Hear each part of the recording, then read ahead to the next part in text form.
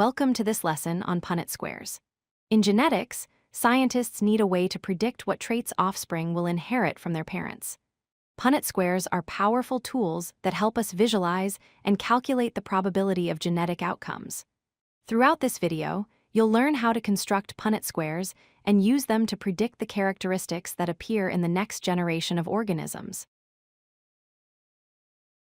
A Punnett square is a diagram that predicts the genetic outcomes of a cross between two organisms.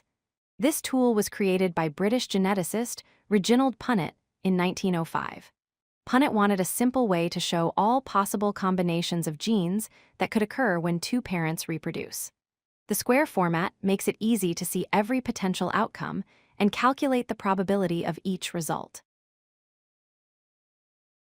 Before creating Punnett squares, you need to understand 4 key genetic terms. An allele is a different version of the same gene.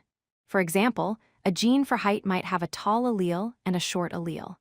A dominant allele is expressed as a trait and is represented by an uppercase letter. A recessive allele is the hidden trait that only shows up under certain conditions, and it's represented by a lowercase letter.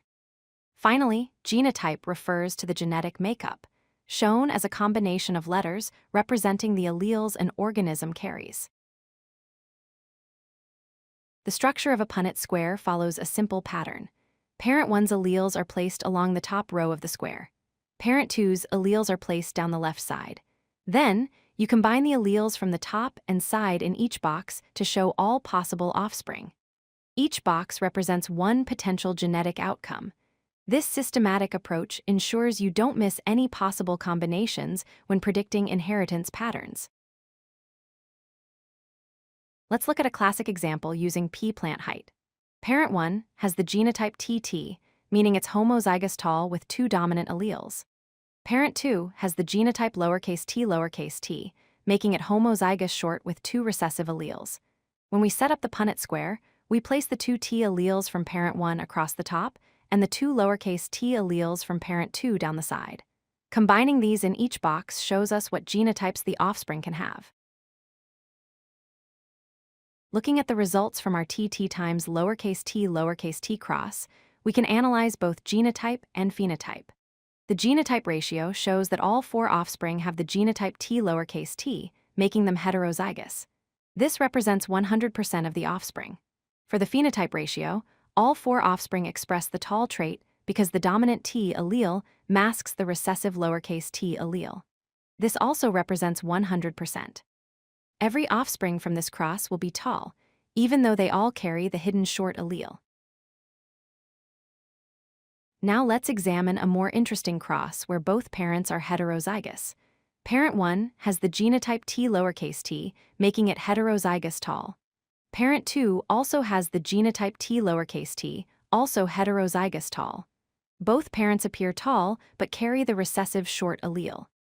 When we set up this Punnett square, Parent 1 can contribute either a capital T or lowercase t, and Parent 2 can also contribute either a capital T or lowercase t. This creates 4 different possible combinations in the offspring. The heterozygous cross produces the famous 3:1 ratio discovered by Gregor Mendel. For genotype ratio, we get 1 TT, representing 25% of offspring. We get 2 T lowercase t, representing 50%, and we get 1 lowercase t, representing 25%. For phenotype ratio, 3 offspring will be tall, that's 75%, because they have at least 1 dominant allele. Only 1 offspring will be short, that's 25%, because it has 2 recessive alleles. This 3:1 phenotype ratio is a hallmark of monohybrid crosses between heterozygous parents. To calculate probability from any Punnett square, follow these 4 steps. First, count the total number of boxes in your square. For a monohybrid cross, this is always 4.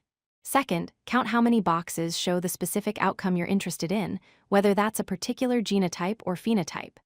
Third, calculate the ratio by dividing the specific outcomes by the total outcomes. Finally, convert this ratio to a percentage by multiplying by 100. This method works for any size Punnett square and any genetic trait you're analyzing. Let's review the important concepts from this lesson. Punnett squares predict genetic outcomes visually, making complex inheritance patterns easy to understand.